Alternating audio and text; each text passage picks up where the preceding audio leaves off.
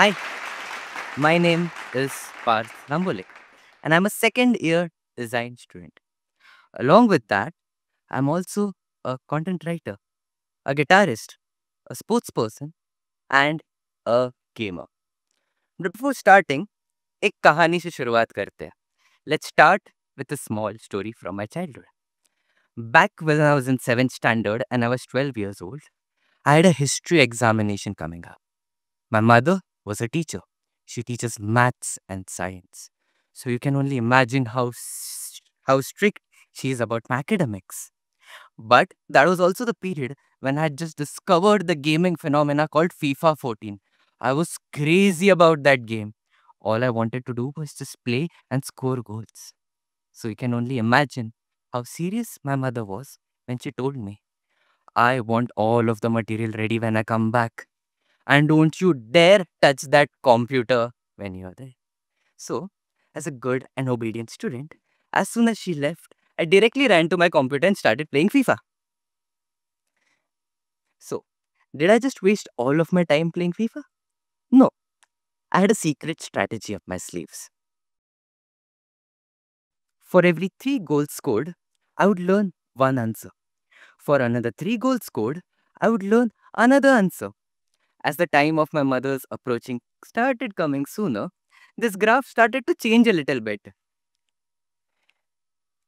For every 3 answers learned, I would then reward myself with 1 goal. For another 3 answers learned, I would reward myself with another goal. So, back when I was 12, my smart mind came up with a formula. The closer the time of your mother approaching, the less is the time of your gaming. I know I was a very smart 12-year-old, but history exam went well. Then came my mathematics exam. So you can know my mother's temperature just raised. But I wasn't going to change. My mother went. I directly ran to my computer and was ready to play the game. But something changed. I just did not play that day. All I did was learn answers. So, was my legendary formula failing? Or had I actually become a good student? Sadly, that never happened. But something had changed. That day, I was unable to solve a question, and my mind was just stuck on that. And because of that, I just did not reward myself. My mother came back. She was so proud of me. My son loves mathematics. He's going to be a mathematician. Arts, design, gamer. I did not become a mathematician, but I did learn one thing about psychology. In psychology, there's this one term, positive reinforcement. Positive reinforcement is the process of encouraging or establishing a pattern of behavior by offering a reward when the pattern is exhibited. In simpler terms, you learn 3 answers, you reward yourself with 1 goal.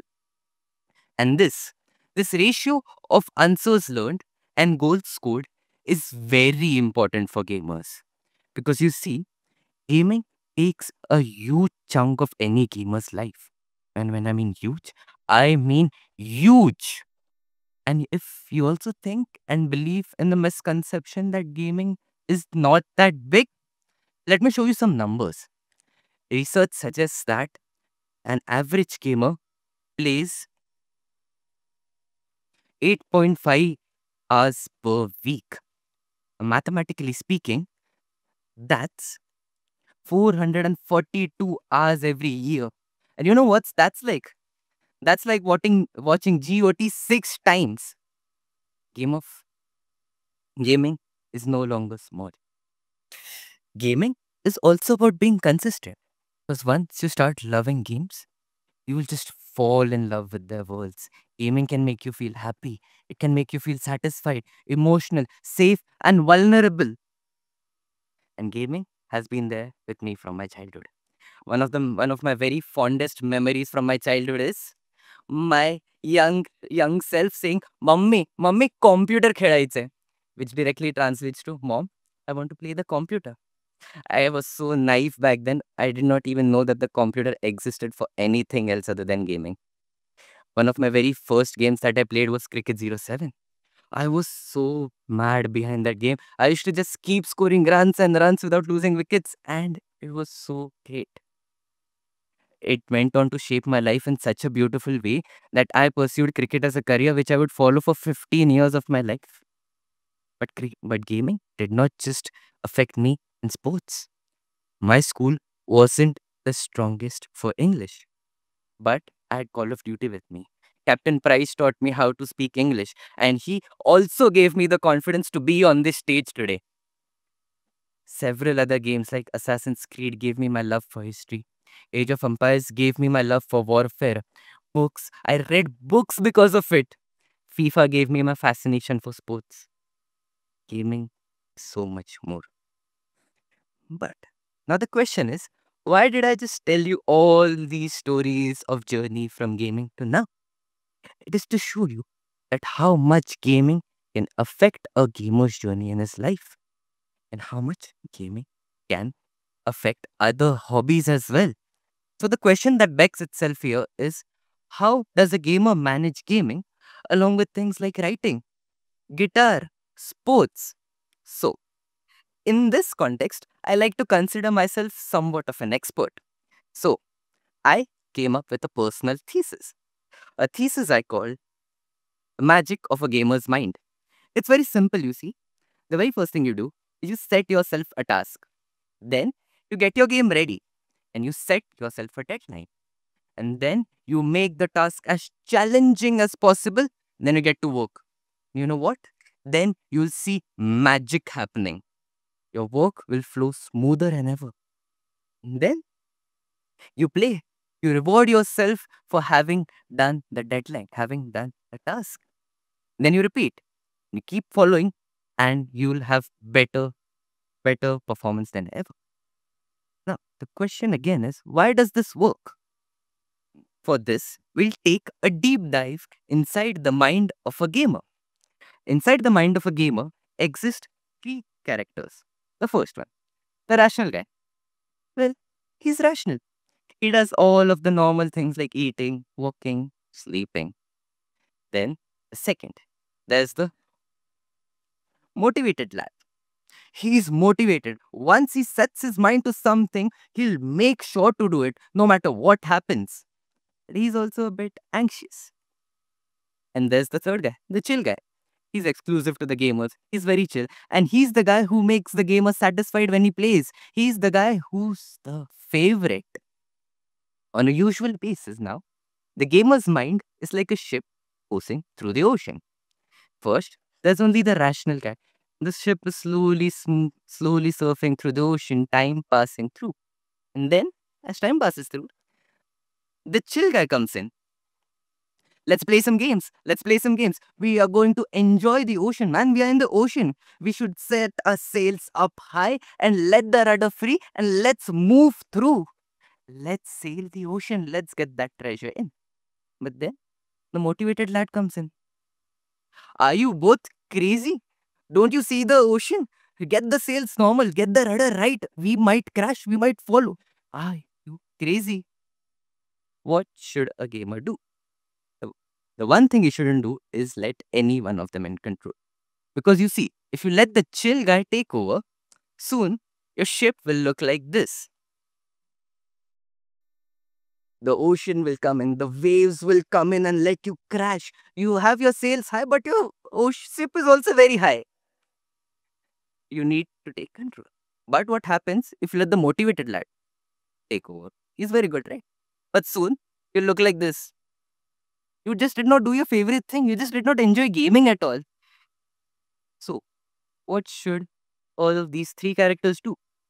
They need to work according to the proper timeline. So, when the ship is moving through the ocean and the work is happening, let the rational guy be there. But as soon as the tides go up and the hurricane is coming, let the motivated lad take his rudder. Let it go through. Handle the sails right, handle the rudder right, handle the hurricane, handle the tides. And then when it's gone, you let the chill guy take over. Now enjoy the ocean, enjoy the waves, go to your treasure, enjoy everything the best you can. And this is what a gamer's mind should be on a usual basis. And it's that simple. Gaming has several other cognitive benefits. Gaming has several cognitive benefits like better attention and enhanced perception. It is shown through research that gamers can outperform non-gamers in visual activities in day-to-day life. There are several other benefits as well. Benefits like spatial cognition. Several games challenge the gamer to problem solve through navigation.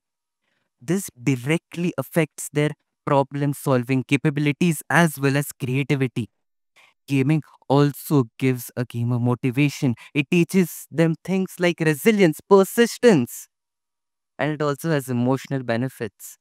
It can improve your empathy, it can improve your social connections. There are several examples where people have found friendships, relationships through gaming. Gaming is all this, and gaming so much more. Gaming for me has been hope. It has been my go to thing in my darkest days of my life. When I had a spinal tumor in me, gaming was there to tell me that you need to recover. When I lost the person closest to me in my life, gaming was there to tell me you need to get back up. When I lost my career, gaming was there to tell me you need to keep learning. Gaming is all this, and gaming is so much more. And if not, gaming is not your thing, you can apply the power of the gamer's mind to your own hobbies, to your own stories, and go beyond. You can use the power of the gamer's mind to go and achieve so much. And if for not for that, you can just go play Super Mario. Thank you.